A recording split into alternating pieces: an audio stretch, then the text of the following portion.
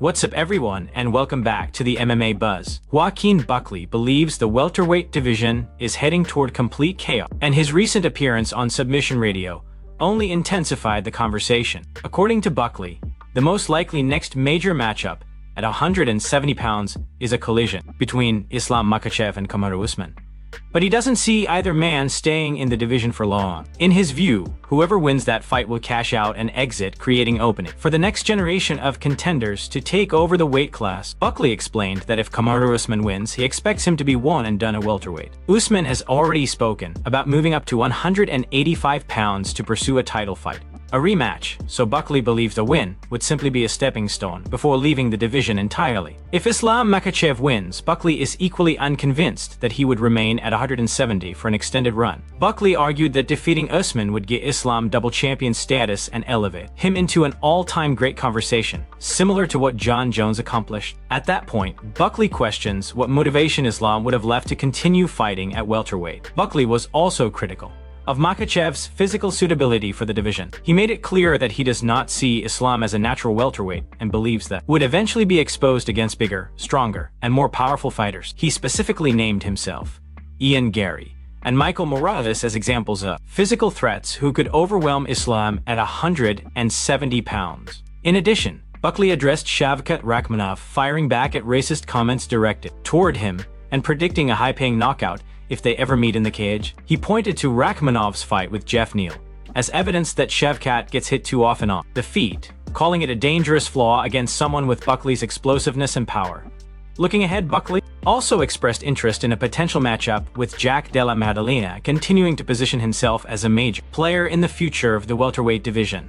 But before we jump into the next story, we have a small favor to ask. If you're enjoying the content, please give this video a like, subscribe to the channel, and tap the bell icon. It really helps us out and ensures you'll never miss an update. Move on to another news.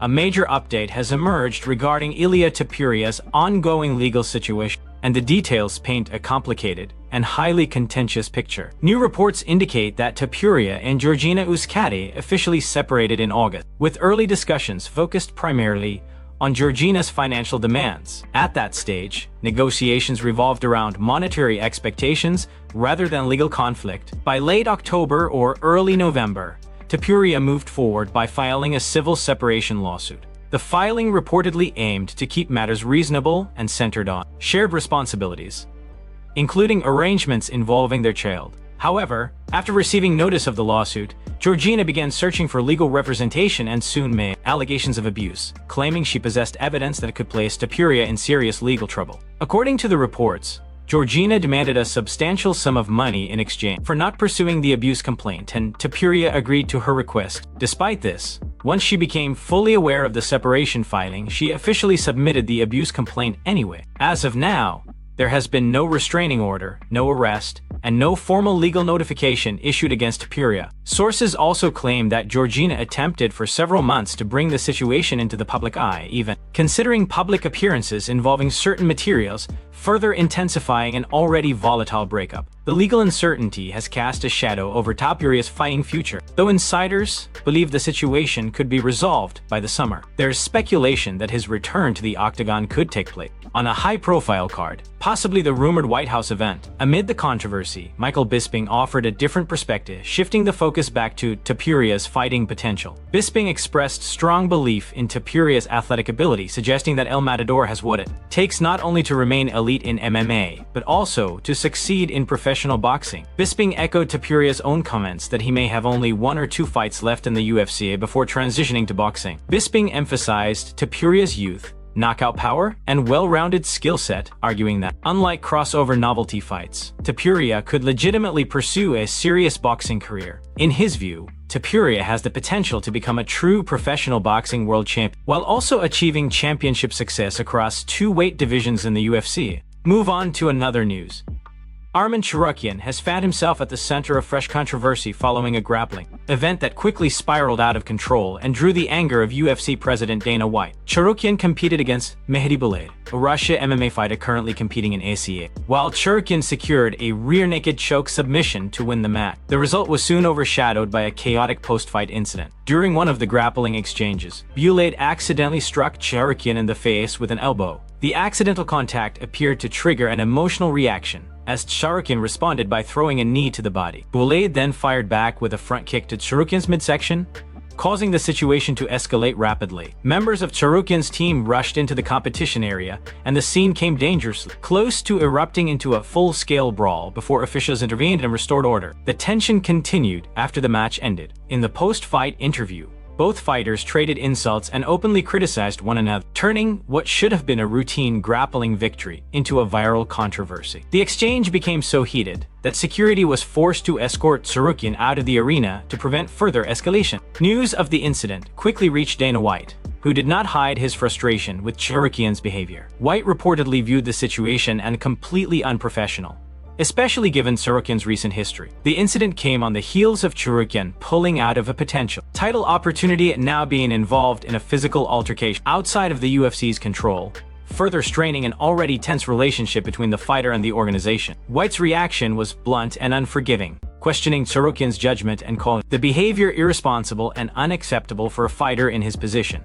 From White's perspective, Tsarukyan had been on the verge of a championship opportunity, only to derail his momentum through poor decisions. The UFC president made it clear that actions like these do not reflect well on a fighter seeking to compete at the highest level. With tensions rising and scrutiny mounting, the incident has raised serious questions about Tsarukyan's professionalism and decision-making at a critical point in his career, potentially putting his future opportunities with the UFC at risk. Move on to another news. Kamaru Usman has voiced his disagreement with the way Tom Aspinall has handled the aftermath of his fight with Cyril Gane, particularly regarding the ongoing eye poke controversy. Usman believes the heavyweight champion is doing himself no favors by engaging publicly on social media, and feels that the situation would be better handled with restraint and composure. Following the bout, Aspinall and Gane exchanged indirect shots online after Gane posted a training update, stating that he still had no confirmed fight date or opponent while continuing to prepare. Aspinall responded in the comments by placing blame on Gane for delaying the heavyweight division. He later revealed that he is not medically cleared and will require surgery, while also promising payback once he returns to action. Since then, Gane has remained publicly silent. Usman weighed in on the situation and made it clear that he disagrees with Aspinall's approach. In his view, responding to every comment and engaging in online back and forth only prolongs the controversy and distracts from how a champion should carry himself. Usman emphasized that holding a championship comes with a certain level of dignity and responsibility, and that not every criticism deserves a response. According to Usman, Aspinall would be better served by handling the situation privately and allowing his performance inside the octagon to speak for itself. He believes that internet exchanges only add unnecessary noise and take away from the authority of a reigning champion. Usman explained that if he were in Aspinall's position, he would simply remind everyone that he is the heavyweight champion, and that challengers would have to wait until he was fully healthy. Usman added, as the champion, there are certain conversations he would never engage in publicly, stressing that confidence and patience go a long way at the top of the sport. From his perspective, a simple message of "wait your turn" would have been enough until he was cleared to compete again. While the situation continues to unfold, Aspinall and Gane are widely expected to meet again in a rematch sometime in the spring of 2026, although no official announcement has been made. Until then, Usman believes the smartest move for the heavyweight champion is to stay focused, stay composed, and let his actions inside the cage define his legacy rather than social media exchanges. Move on to another news.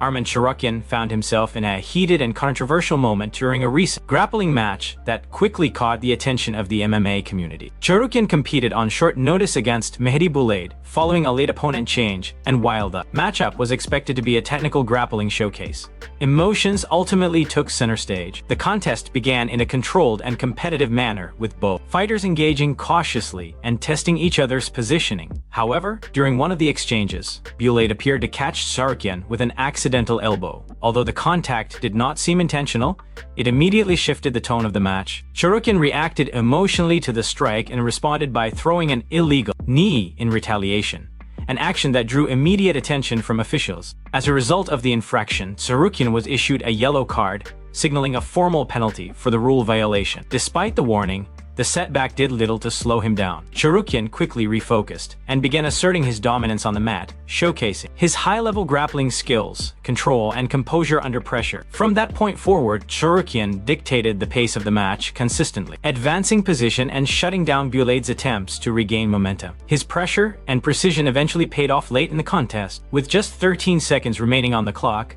Tsarukyan secured a tight submission, forcing Bulad to tap and bringing the match to a definitive conclusion. The victory capped off an otherwise tense night and highlighted Tsarukyan's ability to overcome adversity inside competition. While the brief moment of frustration sparked controversy, his overall performance reinforced why he is regarded as one of the most technically sound grapplers in the sport. With the win, Tsarukyan added an ACBJJ belt to his resume, further cementing his credentials beyond MMA and demonstrating his effectiveness in pure grappling competition. Although the incident sparked debate among fans, Tsarukyan's dominant finish ultimately became the lasting image of the night, proving that even amid chaos, his skill and determination remain undeniable. Move on to another news.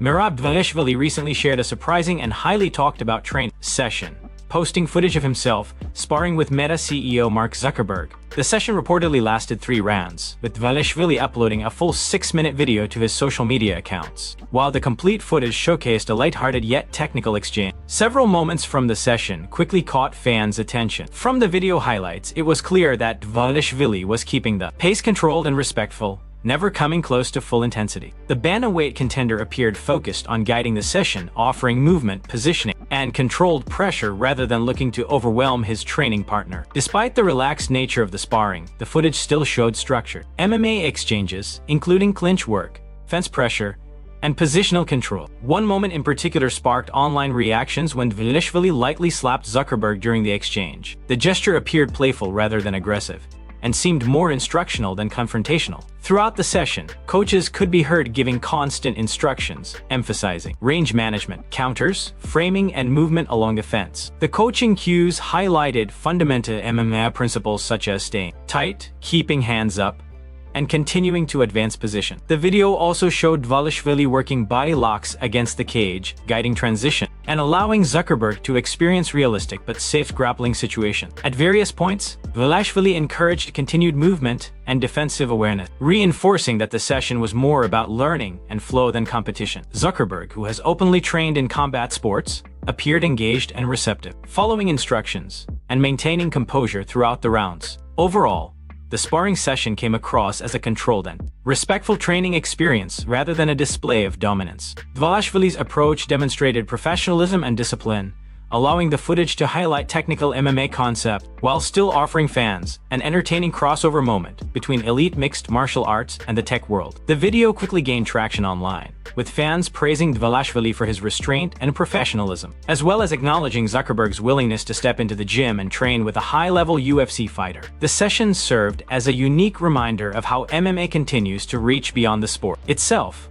blending athletic culture with mainstream attention in unexpected ways. Move on to another news. Aljamain Sterling shared his thoughts on the recent sparring session between Merab Zuckerberg and Mark Zuckerberg, offering high praise for both participants and emphasizing the respect he has for the effort shown. Reacting to the footage on social media, Sterling highlighted the balanced Zuckerberg struck during the session, noting that Merab delivered an authentic MMA experience without crossing the line into unnecessary aggression. According to Sterling, Zuckerberg gave Zuckerberg a realistic taste of mixed martial arts by applying intensity, speed, and high-level control while deliberately holding back on raw power. Sterling pointed out that this approach allowed the session to remain competitive, educational, and safe, which is exactly how high-level training should be conducted when skill levels differ. He credited Zuckerberg for maintaining professionalism throughout the rounds and ensuring the experience reflected real MMA dynamics without putting his partner at risk. Sterling also commended Zuckerberg's performance, stating that he remained engaged and composed throughout the sparring session. He noted that Zuckerberg followed instructions closely, absorbed coaching cues, and continued to push forward despite the challenge of training with an elite UFC fighter. Sterling emphasized that Zuckerberg stayed present in the exchanges and, clearly, demonstrated respect for the sport and those who dedicate their lives to it. Beyond the technical aspects,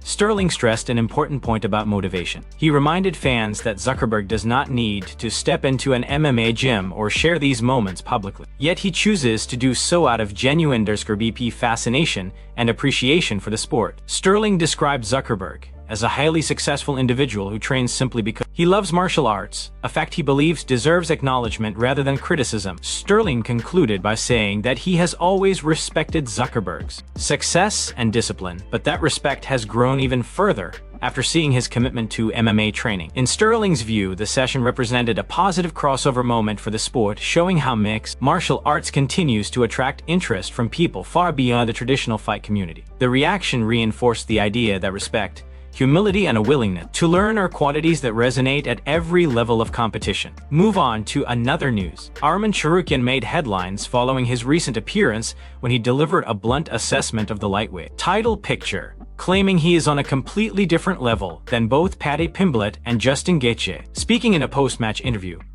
Tsarukyan made it clear that he has no interest in facing either man for a title opportunity because, in his view, neither presents a challenge worthy of his preparation. When asked which fighter he would prefer to see win an upcoming matchup, Tsarukyan did not hold back. He dismissed both contenders outright, stating that he does not see them as being on his level, while acknowledging that anything can happen in a title fight and that proper preparation is always required. Tsarukyan emphasized that stylistically and skill-wise, he believes neither fighter compares to him. Tsarukyan explained that his absence from those matchups is intentional, suggesting that if he felt he were a weaker fighter, he would be more inclined to pursue them. Instead, he maintained that his confidence comes from knowing where he stands within the division and understanding the gap he believes exists between himself and other contenders currently in the spotlight. Despite his criticism, Tsarukyan reaffirmed his readiness to step in if needed. Echoing comments reported earlier, he confirmed that he is willing to serve as the official backup for the upcoming title fight and will be fully prepared for UFC 324. He stressed that staying in peak condition is part of his mindset as a top contender and that he is prepared to seize any opportunity that presents itself on short notice. As of now,